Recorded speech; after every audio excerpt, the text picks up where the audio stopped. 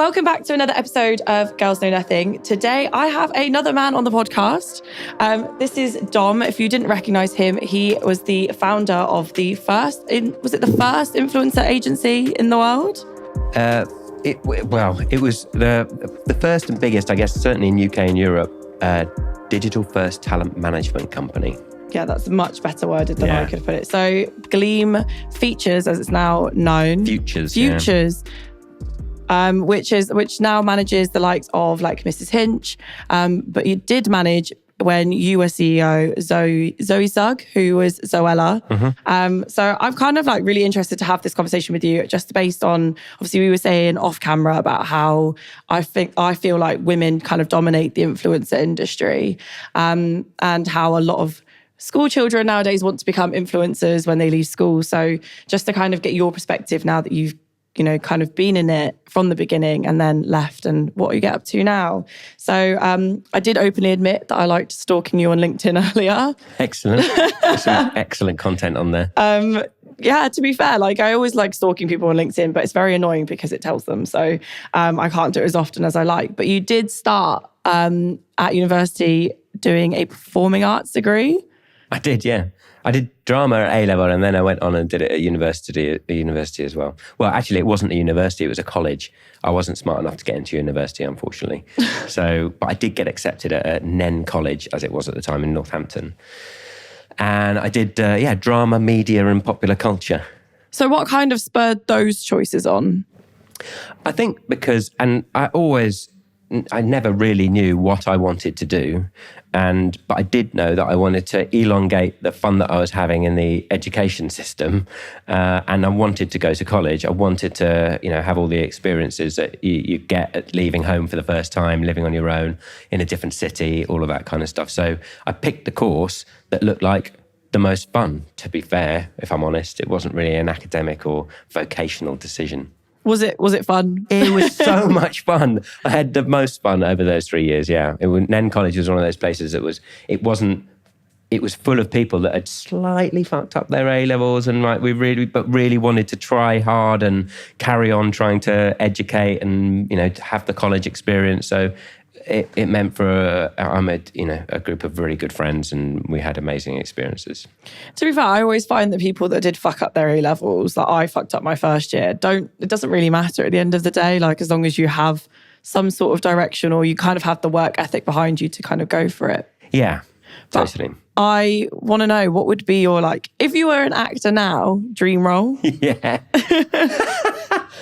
Oh, God, that's a really good question. I've never been asked that. I had never thought about it because my acting ambition got stunted very quickly as soon as I'd left college. I did, for like about 6 months, I thought, I'm going to give this a bash. I'm going to try and be an actor.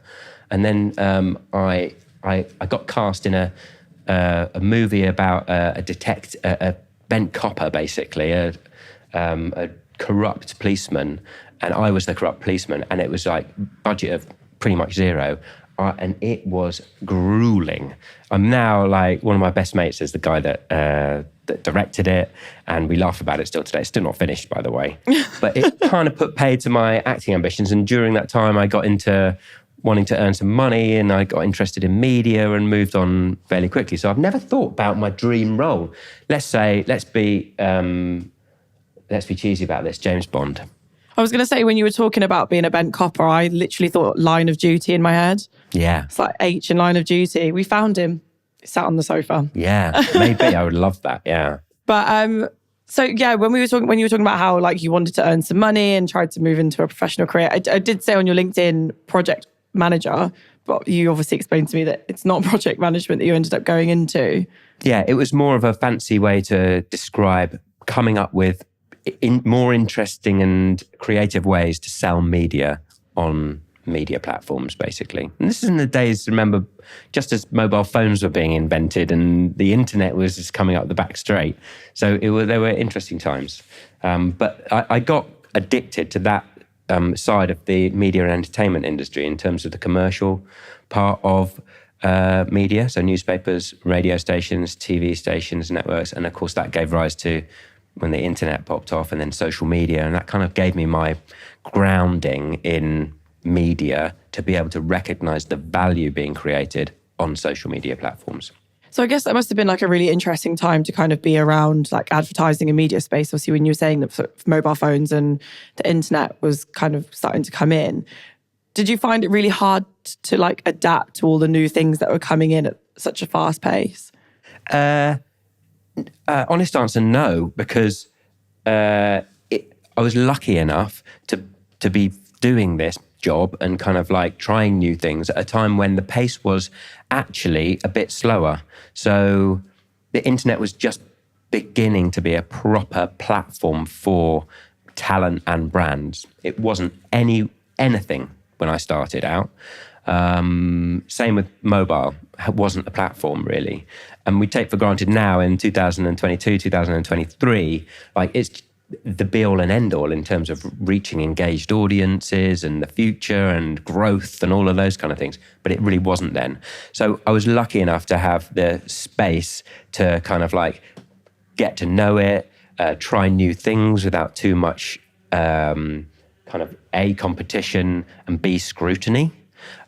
Which gave rise to quite a lot of experimentation, and it was a good time to be working in media for sure. Certainly digital media. Yeah, because if you say to a brand, like if a brand said to you now they weren't online, you would think like, how do you do anything? Because you can't be a functioning or successful brand if you don't have some sort of online space or platform. Yeah. And I guess that's kind of like comes on to you finding Gleam Digital. So I have listened to other episodes of your, like other podcast episodes that you've done in the past about how you founded Gleam. So how did that kind of come about? Like where did you see there was a gap in the market for digital content creators? I was working in a production company at the time, and we had a department that managed talent. There were presenters on TV and radio mainly in sports, and I didn't get close to managing the talent. I was running the production company at the time, but we had a couple of agents that did. And actually, it was a great business, and I was happy there. But I had a big health episode. I told this story a few times to stop me. I'm repeating myself, but I got hydrocephalus, which is water on the brain. At the time, when it struck, I thought it's a brain tumor and my days are numbered kind of thing. So it was a real like life-affirming moment, like one of those kind of epiphany moments where you think, wow, this is life or death. I've got to consider who I am, where I am, my family, like everything basically. And I went and I got rushed in for emergency brain surgery and all kinds of stuff. But when I popped out of the other side, I had a drive, I guess, to want to be in charge of my own destiny all of a sudden. So, and that's what stimulated the founding of Gleam Digital as it was at the time. I came out of the production company having seen social media begin to take root amongst a generation. So all the young guys in the office at the production company were obsessed with Facebook that was growing at the time. YouTube had been around for a couple of years under its Google ownership. So that was beginning to kind of take root. And I was fascinated by people that were building audiences on those platforms. Specifically, I don't know why, and this is kind of like why the medium was so successful. I was really interested in makeup artists doing makeup tutorials on YouTube and garnering enormous engagement and audiences at the time. When I say enormous, nothing compared to the millions, hundreds of millions that you can find on social media these days. It didn't have that scale. But these guys were doing 20, 30,000 subscribers and driving hundreds of thousands of views on YouTube, and more importantly, driving hundreds of comments underneath each video asking for different looks, different takes on what they'd done, etc., etc. And as a media professional, like my business was about driving entertainment and engagement and then selling the commercial aspects of that.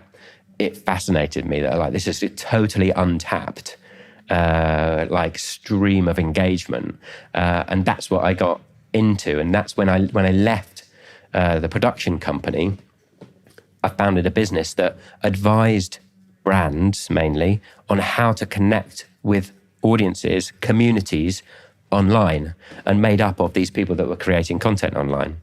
And I just wanted to do that on my own, kind of like sat in a coffee shop, like I had control of my diary. I could see my kids and wife whenever I want. In fact, I walked out the front door and went down to the local coffee shop. It was like a vision of, post-pandemic life in a way. I wouldn't go back there now, but it gave me that freedom, and it gave me that mental freedom as well to start thinking about what could be in terms of media and engagement and entertainment, and what these guys were doing on YouTube and Facebook and Twitter at the time. Instagram didn't exist, it's worth saying, was like, seismic shifts in the way that people engaged with information and entertainment. And that's what I wanted to be a part of. So after advising brands for a bit, meeting the community, so one of my first clients was Chanel, very luckily, and who doesn't want to get involved with Chanel when you phone them up and say, hey, do you want to come to an event, like a Chanel event, or do you want some... Wish I got that phone call. Yeah. Here's some amazing, beauty products or perfume or whatever, and do you want to come to a Chanel preview? Like, the community, the beauty and fashion online community, were keen to get involved. And I got to know them at that stage. I got to know those makeup artists and, those fashion bloggers and people like that were making waves from my perspective on social media. And we became mates, and I, at that point, maybe 6 months into this consultancy, I switched my attention into representing the talent that I was finding on social media. And nobody else was calling them talent. They were bloggers, and they were an exponent for PR companies to get some free mentions for their product on Twitter and YouTube. It was really at the time. Yeah. And because I had my media background, I understood the value of the clicks and the views and the impressions that these guys were creating, and the engagement there. And I tried to build value for those creators in their inventory, which was those clicks and impressions and views, and then started doing deals on behalf of the creators rather than the brands, trying to get some free exposure, etc. I started trying to do deals on behalf of the creator, protecting their rights, protecting their value, making sure that they were recognized for the uniqueness of what they were doing. And that gave rise to the management company, Gleam Futures. Changed the name because everybody's digital, this, that, and the other. And also I thought digital was kind of pigeonholy. These days, if you have a digital, what is not digital about what anybody does these days? So changed it to Gleam Futures, and off we went, managing talent where no one else was managing talent.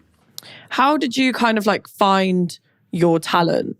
So obviously nowadays, if you go onto Instagram, you can find lots of content creators and kind of do outreach and pitches them. But obviously, if you were meeting people more face to face, and I think in somewhere I'd heard that when you founded Zoella, it was more organic than just seeing them online. Is that correct? Well, Zoe was a friend of a friend kind of thing, and she was in the community. She was making real progress in the community, engaging audiences of young people with her girl next door brand of advice, beauty, fashion, just general kind of chat on her YouTube channel. And we were representing Tanya Burr at the time, who was, the fiance of Jim Chapman, and Jim Chapman was the brother of Sam and Nick Chapman, Pixie Woo, who were the first talent that I signed, the makeup artists I was mentioning. And we kind of met because we were in the same circles. And it just made sense I could see what was happening with Zoe's channel. And it just made sense to start protecting her rights, thinking about a career strategy for her, making sure that everybody was in the right place to positively affect their careers and their value, more importantly. And it kind of grew from there. So Zoe was a creator in her own right when we met. Yeah. And it was really fortuitous that we met at the time when her channel was beginning to blow up, just like everybody else's was on the roster. And we were able to start to put some guardrails around her value and her IP and all of those kind of things, and grow the career that is still flourishing today. It's weird because when people think influence, they never think about like kind of those things that you were talking about. But is there Was there ever a point where somebody said to you that your vision for what Gleam Futures would fail? Yeah, the first 4 or 5 years, absolutely. I mean, they didn't explicitly say, Tom, you're going to fail. But when I was asked at, middle-class suburban dinner parties, etc., what is it you do? Oh, I manage YouTubers. There was sniggers at best, This is in a world that has legacy media completely on lock, and people generally in my peer groups, middle class Britain were accountants, lawyers, surveyors, etc. It was a really weird thing to start to focus on, and they thought that I was basically taking my time up, not doing grown-up things, But that's kind of always been what has excited me, inspired me, is not doing grown-up things, basically, and making a business out of it. So I had to. There were always moments that all my conversations were with naysayers. So don't get it. But luckily, and this is key, I think, for everybody kind of forging careers in leading edge sectors and media and platforms and all that kind of stuff, is that it was the audience that spoke about the success. It was the audience that made the decision about who was successful and who wasn't. And then that had to be matched by the dedication of the creator, the work ethic, all of those things that spurred the careers, the amazing careers that generation of creator have had, and especially Gleam Futures creators of that generation as well. Incredible, but it's down to those two things. And I like the fact that it's that creator and the audience that make the success rather than any outside factors. That was the unique thing about the platforms. Is there anything that you would knowing what you know now and looking back on your time managing talent, is there anything you wish you would have done differently? No, I don't think there is, to tell you the truth. There were huge learnings along the way, because we invariably, our talent were doing the big things first. So publishing, licensing, all the big multi-platform brand deals, all the big watershed moments were with Gleam Futures talent, founding brands themselves. All of the things that you see now in the creator economy, Gleam Futures pretty much did first. We never did any boxing, but the other kind of stuff. And it was occasionally, it came unstuck. We hadn't thought deeply enough about what one particular press outlet might think, and what about this. It's a really deeply complex space, managing talent. You have to think about so many outcomes. But we always worked through it, got the best resources that we possibly could in place, and worked as hard as we possibly could for a more positive outcome, and came through those things having learned so much. And I hope that the talent that went through those moments with us would say the same thing. They're all still kind of successful and active in the industry. So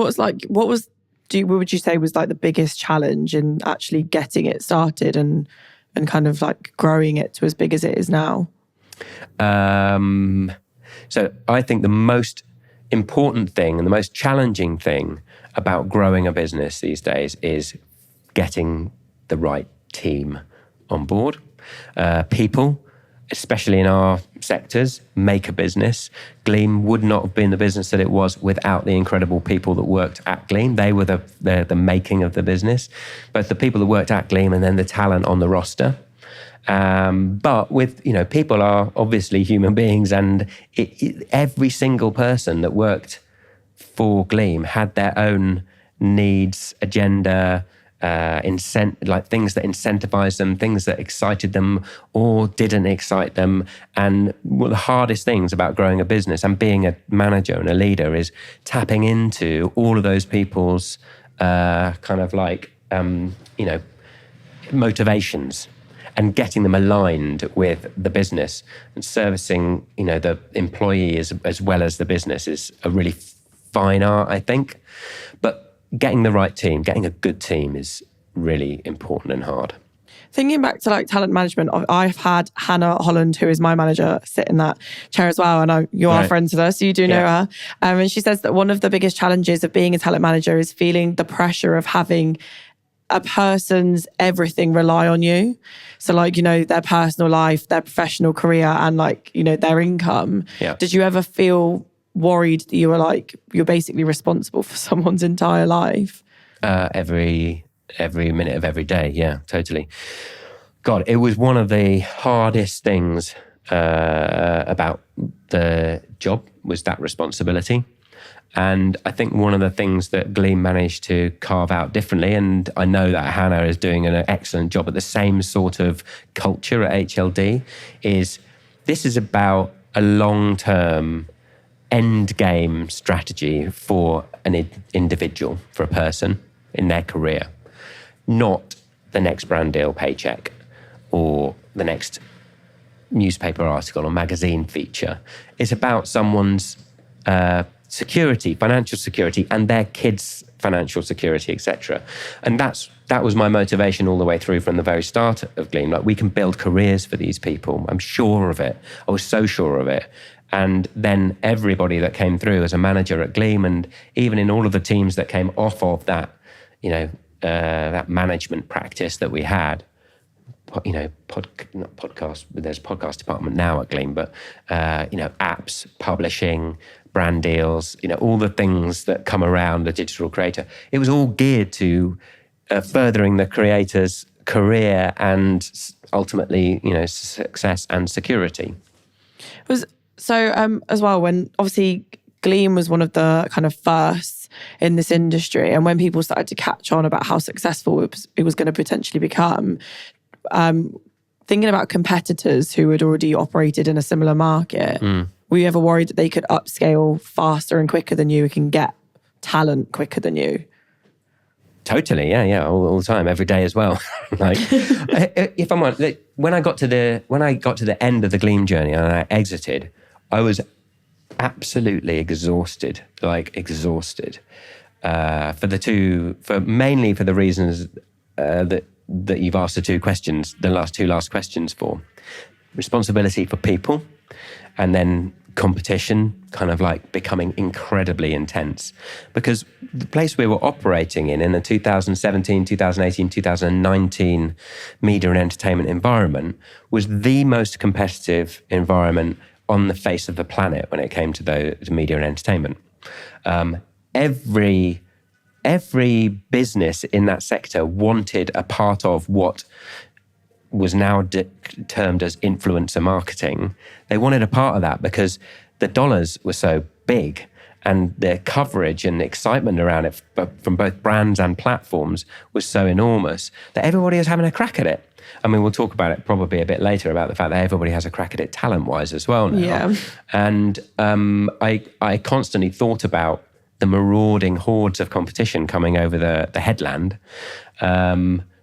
We were lucky in that when I started Gleam in 2010, I had a good 4 years of zero competition, getting everything in place, building a reputation, doing a good job for talent in a place that wasn't under intense scrutiny of every minute of every day. We were quietly having it away whilst the rest of the world concentrated on other platforms and other kind of like areas of the entertainment business.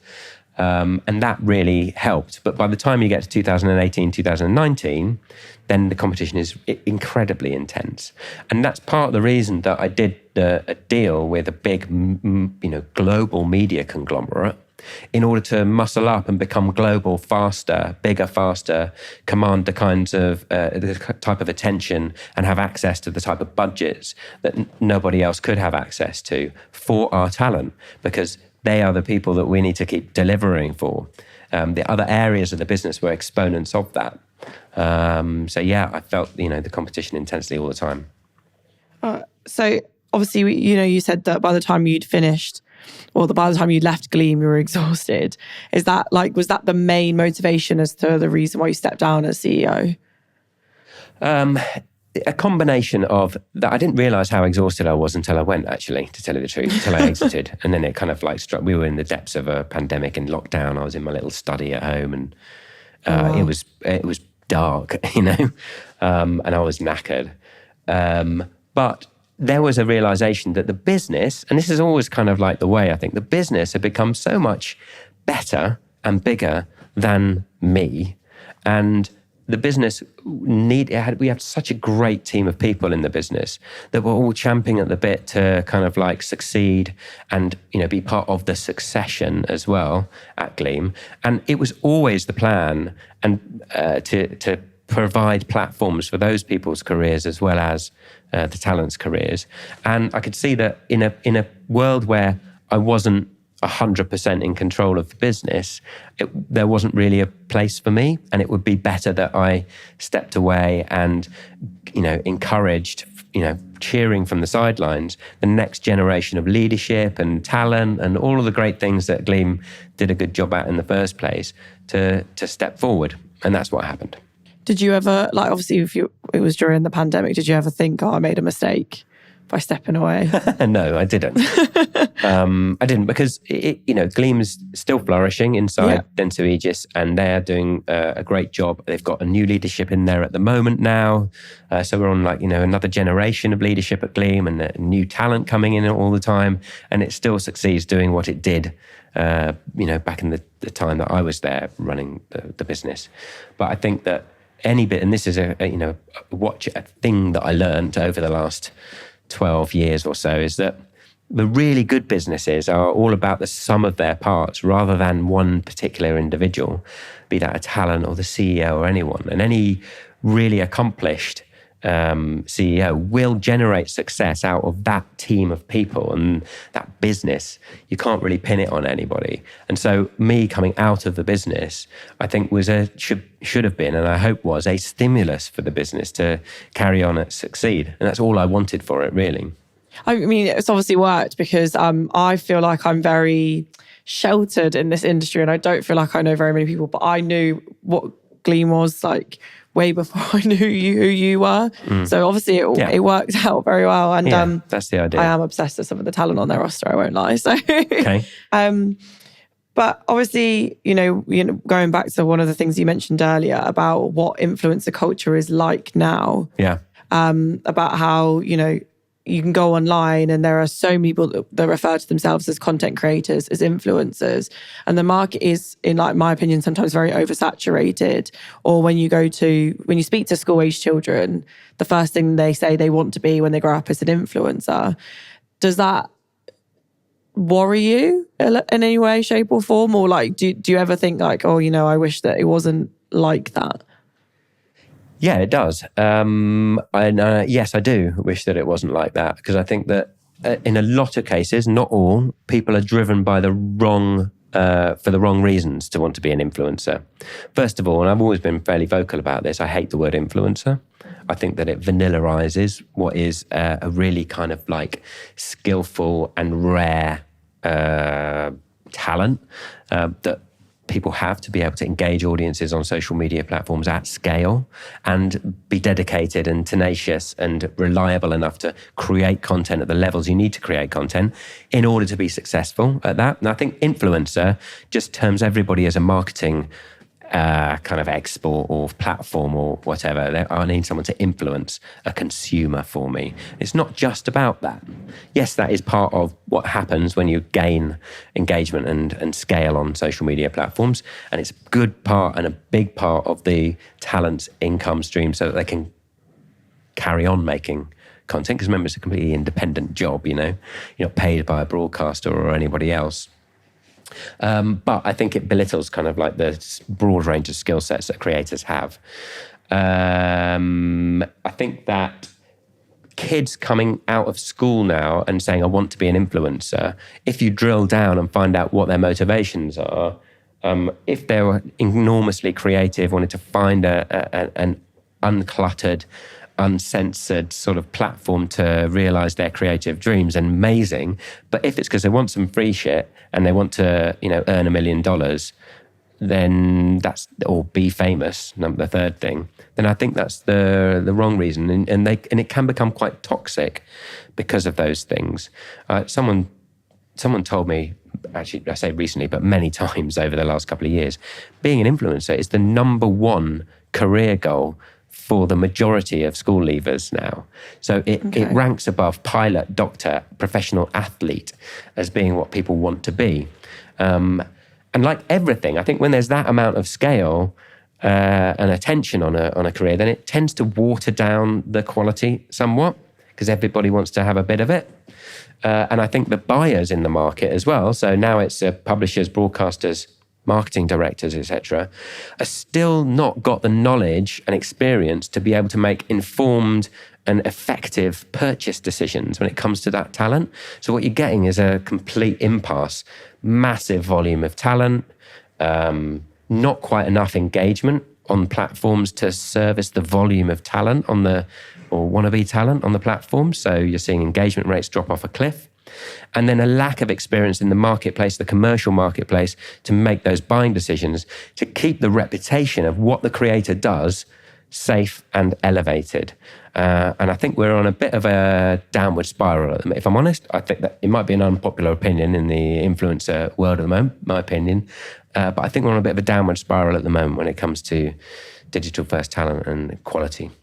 I think it's mainly because, so from my experience of going out and speaking to school-age children that say they want to be an influencer, is because it's very glamorized, I think, on social media. You know, you see all the holidays and the free shit and like the nice clothes, but what you don't see is the long hours you're up editing, creating content. Obviously now with the oversaturation in market, how you find your niche, how you keep your audience engaged and how you stick out from the massive crowd of people. And I think that's probably part of the problem, because, you know, there are massive influencers out there or content creators out there that I think are, they're not the rule, they're like the minority. That are like very uber successful in what they do. But I think it's because it's more organic as opposed to just being like, I want to take pretty pictures for Instagram. And I think that's where the success potentially lies in the future. And like brands I've spoken to say that they don't want someone who will just take a pretty picture. They need somebody with substance. And I feel like, you know, if you put all your eggs into the influencer basket, you're probably going to miss that substance that's needed. And do you like, where do you like in the future, what do you see like the influencer platform becoming into, or like if it's even going to be a thing anymore? I think it will be a thing for some time to come, because I think that the scale is so huge now. It depends on how powerful and influential the commoditization platforms for influencer become. So the platforms whereby you stick a tenner in and it spits out 5 influencers that might want to take a proportion of that tenner in order to feature your brand, kind of thing, without any human interaction or like procurement process that involves what you've just described. Like, how does this content really fit with what I want to do, and it go beyond just taking a pretty picture? But I think that it will, you know, social media platforms will continue to be incredibly popular and powerful, and be powerful at selling product to consumers. But I worry about the lack of safety, control, the sheer volume of anonymity available on social media platforms. So I'm hoping that there will be something else that happens, and I have a kind of an idea of what I think it might be, that allows the creator and the audience to feel safer and more accountable on a platform. And get that quality content back again, without it having to be driven primarily by a brand transaction. And I think that it will be, if I were to, you know, pin my colours to any mast for a, you know, future gazing session, it would be subscription platforms. So how subscription platforms grow now as part of the ecosystem. And I'm not saying that the likes of Twitch, Patreon or OnlyFans will become the be-all and end-all of where creators create, but I think it will be a bigger proportion of where they create, because I'm seeing on those platforms a level of engagement and quality go back to the old days, back to 2010, 11, when it was just what the audience asked for in the comments, that would be what the creators made, rather than what's going to get me the most lucrative brand deal, what's going to get me that deal with such and such a, you know, fashion outlet, etc. And I think we're in a space now where the brands are becoming unwitting editors to the content that comes out of social media talent, which is a bit weird. But on subscription platforms, so let's take OnlyFans as an example. It's two million creators on OnlyFans in the region of 200 million monthly uniques. It's a huge platform, multi-billion-dollar platform. But on there, you're talking about much more niche audiences. Yes, I know it's got a reputation for adult content, and there is a lot of adult content on there, but I would argue that it's still controlled, adult content. There's also not adult content on OnlyFans, which people don't really talk about that often. Yeah. And it's coming from creators that are wanting to engage with audiences in their hundreds or thousands, rather than hundreds of thousands or millions. And they have a relationship with those audiences that is 100% engaged instead of 0.2% engaged. And the audiences that they engage with on those subscription platforms like OnlyFans is 100% accountable to them as well. Their IP addresses are logged. Their credit cards are attached to the platform.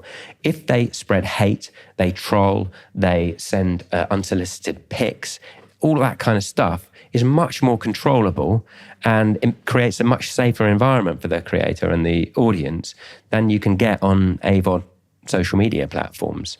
So I think that direction is a direction that creators and audience may head into. Audience that are awash with content on Instagram and TikTok and YouTube, that they have to pick their way through to find the creators that they want to engage with. But then the antidote to that being, I'm just going to subscribe to these 4 people here. It does cost me a few bob each month, but I know I'm watching every single piece of their content. It's not getting lost in the algorithm. And if I want to drop them a note, I know that they're more likely going to be responding to me because I'm one of a few hundred people that subscribe to them rather than hundreds of thousands. And it just becomes less anonymous. And I like that about the future of social media. I also think, by the way, there might well be a place for brands in that mix a bit further down the line. There aren't any yet, but I think there will be. And I think brands will search out that pure, really authentic engagement, again, to use those cheesy industry catchwords. Do you think that the stigma of adult content on OnlyFans stop non-adult creating content creators being on apps and platforms like that? 100%, yeah. I mean, what would you say? Oh, yeah. So I think we were having a discussion briefly off camera about potential content that I wanted to create that's not adult based, but then what platform would I use? Because if I used OnlyFans, I would probably get trolled because men would subscribe to my channel and then not find the content they were looking for. But then there are lots of other content platforms are jumping on the subscription bandwagon, but not at the same level or same way. So I don't know where you would actually, if somebody wanted to create that kind of content, where would you put yourself?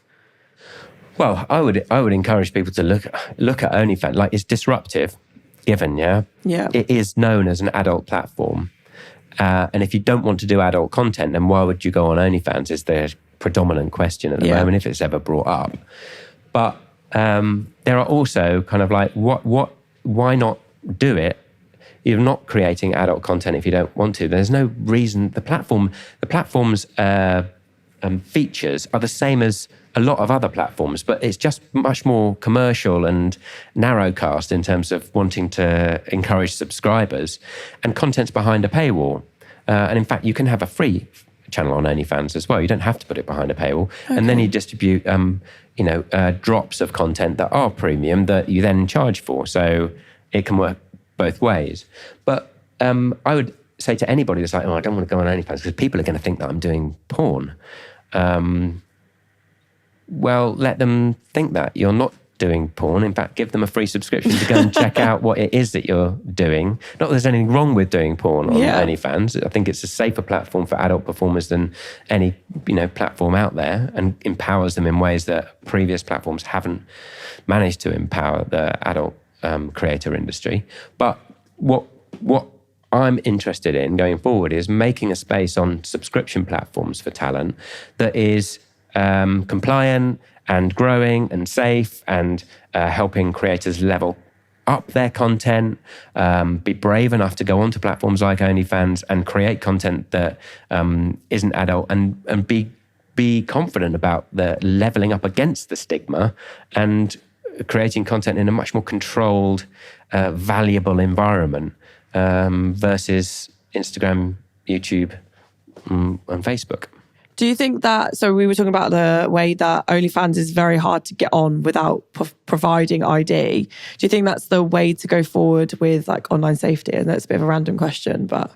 Yeah, so I don't like the anonymity that is available on AVOD social media platforms. I know that there's a kind of like, well, everybody deserves anonymity, et cetera, but I've seen the tsunami of negativity and hate that can come on AVOD social media platforms for creators, and they put up with it on a daily basis. In fact, just regular consumers, I was surprised to learn, get trolled. If you're just a Joe Public or whatever and you're creating content, people will just say whatever they like to you in the comments, completely anonymously.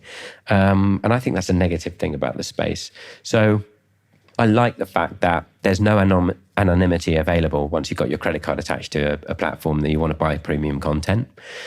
Everybody's IP address is logged on OnlyFans as well. And you're held accountable to that. And why not? If you're not going to be, trolling or hating or doing anything illegal, then you have nothing to worry about or to hide. So yeah, I think it's a good thing. I have young kids and I see them accessing entertainment all the time on various platforms, and I know, because they're under 18, I know they're not on OnlyFans. So they're not seeing any of the content that's available on OnlyFans that isn't for their age group. I see them on other platforms looking at content that isn't for their age group as well, but they just easily access it by simply turning on the TV in their living room. And that, I think there should be some changes there. I would love to see, Instagram and YouTube and so on. I know YouTube has they're trying to control the content that comes out there, but I'd love to see everybody be much more accountable on social media. I think it'd be nice to see if there was a platform out there that was like OnlyFans for non-adult content that was geared more towards younger users, like your daughter's ages, and that they could access safe content that their parents know is safe for them to be looking at. Yeah. Because I think one thing that as well, that when I do outreach at schools, is the age at certain, it's more, I've heard it more with boys than with girls, that the content they're watching is not made for their demographic as of yet. Yeah. It's a tricky balance to make, isn't it? By keeping it kind of like aspirational for a certain age groups and not uncool, but also keeping them safe and making it a platform that's geared towards that age group for sure. Maybe there's a gap in the market there, I mean, if I after this podcast goes out, if somebody actually makes one of those platforms, I'm going to say that I said it first. But no, so I normally ask everybody that comes on this podcast the same question, but obviously I'm going to word it a little bit differently for you. So, as somebody who is a father to young daughters, who is somebody who managed women coming in an up-and-coming industry, in an industry where women are mostly dominating, what would you say to people that doubt people's success just based on the fact that they are women?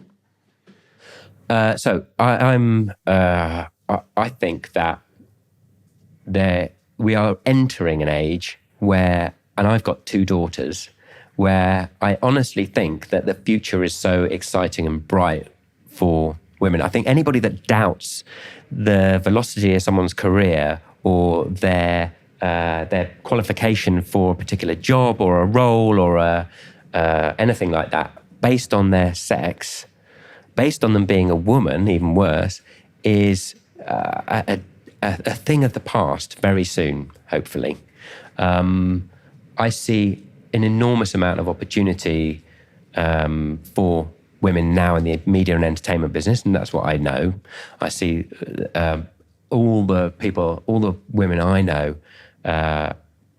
who have ambitions in that sector doing brilliantly.